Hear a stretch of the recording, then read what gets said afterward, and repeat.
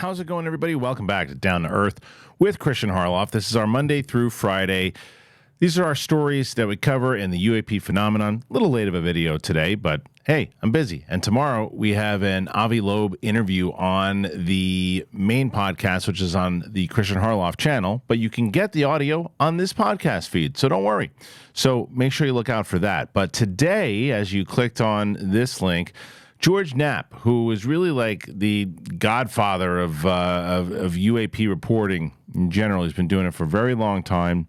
You saw him at the hearings. He sat right behind David Grush. He's been writing about this stuff for years. He's writing something else now. There's a new article, and it relates to Area 51.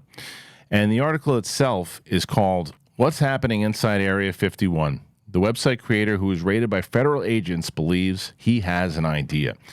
So if you don't know exactly the story that he's referencing, he's talking about, recently there was the shop owner, Area 51, and feds raided his place.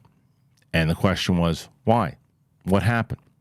Well, I know George Knapp had reported on it, but he went a little bit more in depth, and there was this actual full-on report with the video. We're going to play that video first, and then I want to touch on a little bit more on the George Knapp article itself. But here's the video. If they don't want you to see it, you're not going to see it. That's exactly right. They have years and years and decades of experience hiding things. Naturalized citizen Jorg Arnu caught Area 51 fever 26 years ago. For 2 decades, his website, dreamlandresorts.com, has been a digital gathering place for aerospace enthusiasts, aviation watchers, and some who've worked at the best-known secret base in the world. Participants swap stories, post photos, and make educated guesses about what's going on out there in the Nevada desert. By now, the world knows about some of the projects that were born at the Groom Lake facility: the U-2 spy plane, early versions of the Blackbirds, then the F-117 Nighthawks, and stealth helicopters. Jorg Arnu's readers get occasional hints about odd objects zipping through the skies, but big secrets can and are being kept. Look at some of the exotic planes like the Tacit Blue that was developed in total secrecy. It was flown in secrecy.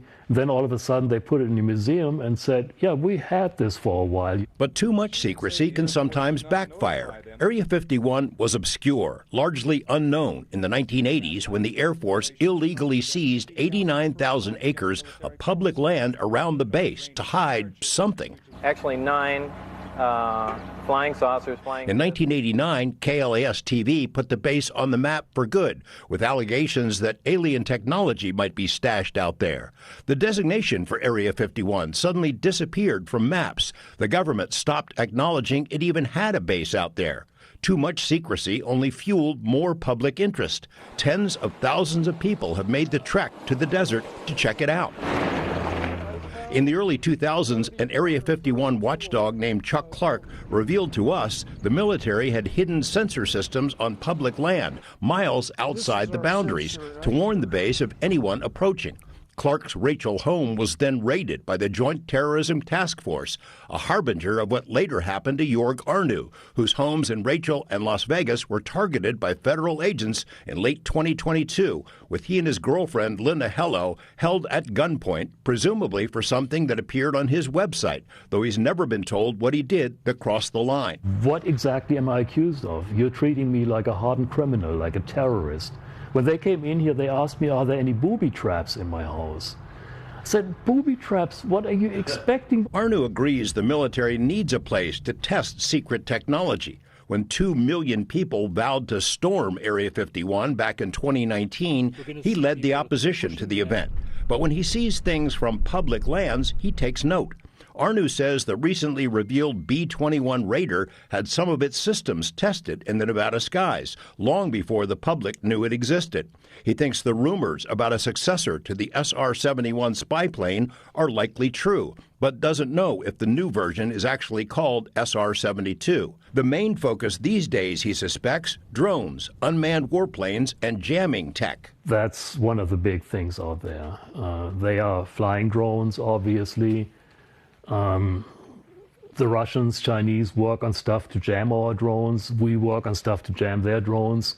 Then the next step is, how do we make the drone communication so secure that jamming is not effective anymore. The public isn't likely to see much of this, though. Our News says Area 51 has its own Area 51, an inaccessible valley north of Groom Lake that can be seen, but only if you have your own satellite. The really secret stuff, I mean, they have a whole empty valley just north of Groom Lake, and they have the mountain range where they can pretty much play with anything they want. Nobody can see it.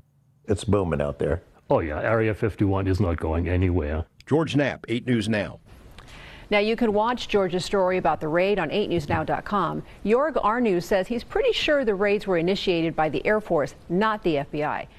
All right, that is pretty crazy. And it does make me think of, as they reference in there, Chuck Clark, right? And Chuck Clark was, I watched this whole thing that News Nation did when they kind of profiled George Knapp, and George Knapp mentioned Chuck Clark there, and they went and they talked to Chuck Clark, and then of course James Fox talks about Chuck Clark with that's where that whole Logan Paul UFO footage story came out of. And if you're not familiar with that, essentially Logan Paul went and offered Chuck Clark a whole lot of money to buy the footage that he had, this actual potential UFO footage, and Clark said no, and then Logan Paul, when Clark turned his back or something, recorded it with his phone and apparently has the footage.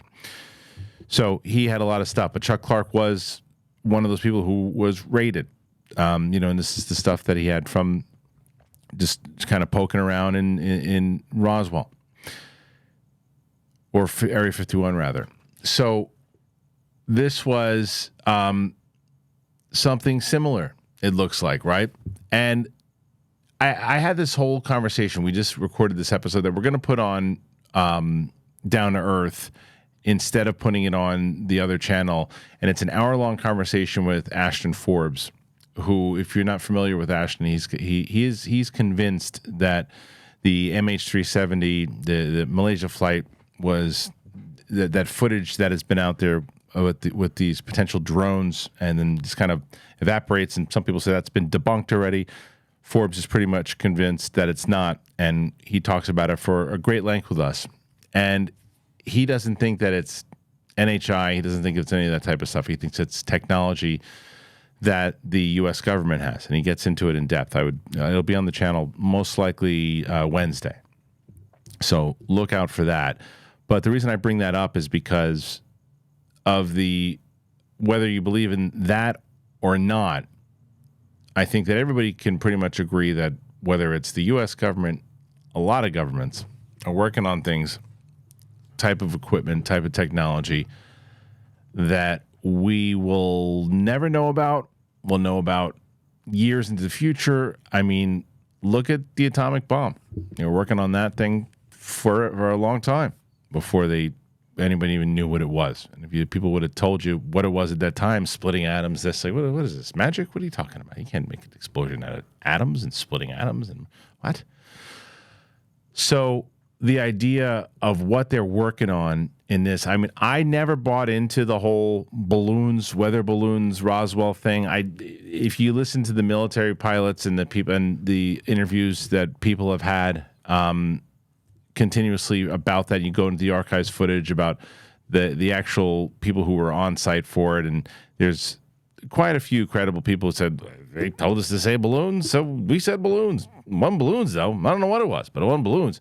And so I never really bought that story and this silly picture of the guy with the holding up the balloon, and there's other stuff there that they're working on, whatever it might be, and it is kind of bizarre that the thing that stood out to me in this story was that they didn't tell him what he did wrong. They didn't tell him what it was. They didn't tell him why he was under investigation. They didn't say anything. That's bizarre. That's just weird. So, he must have posted something he wasn't supposed to post. Must have some kind of information or something that it's not supposed to have, but what was it? So, I do think there's something to be said about that area in general. That is, there's just, the question is how long. Recently there was a fire there, and of course the conspiracy theory started the other day. There was a fire, and people were like, they're burning the evidence. They know that people are getting closer, but it's turned to be like electrical thing, and nothing. I don't think anything really too devastating happened. But I wonder in the grand scheme of things, where Roswell and where Area 51, where it's going to really show up, and what part is it going to play ultimately in history, if at all?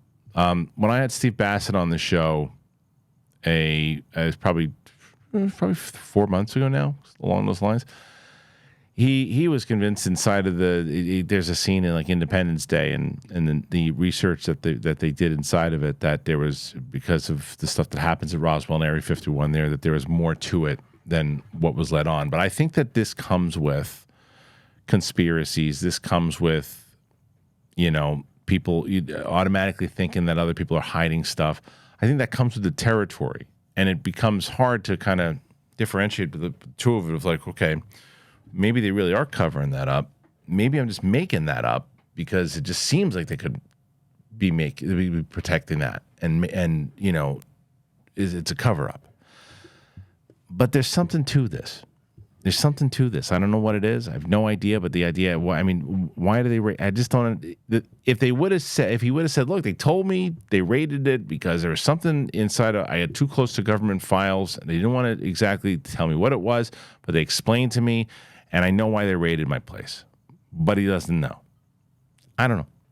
What do you guys think of this story? Again, George Knapp found it important enough that he reported on it. So what say you guys? Do you think this is something? Is Area 51 still a thing? Is it just a tourist attraction at this point? Is it just myth? Is there something to Area 51 still? Put your comments in there. Let me know. We are on podcast form here on Down to Earth, Spotify, Apple Podcasts. Check us out. Leave us a review. Do all that stuff. And remember, tomorrow, Avi Loeb, he's going to be on The Big Thing. If you want that show, the audio's on the Down to Earth podcast. But if you want to watch that on video, then you go to the playlist on the homepage of this channel, and you'll see it. You'll see the long form podcast. It's going to be there tomorrow, every Tuesday on that channel. It's called UAP Tuesdays. And that's what it is. Okay. So thanks for joining me here today. Sorry for the late video. We'll try to be back a little bit better time tomorrow. So hit that subscribe button. Help us get to 50,000. Thanks.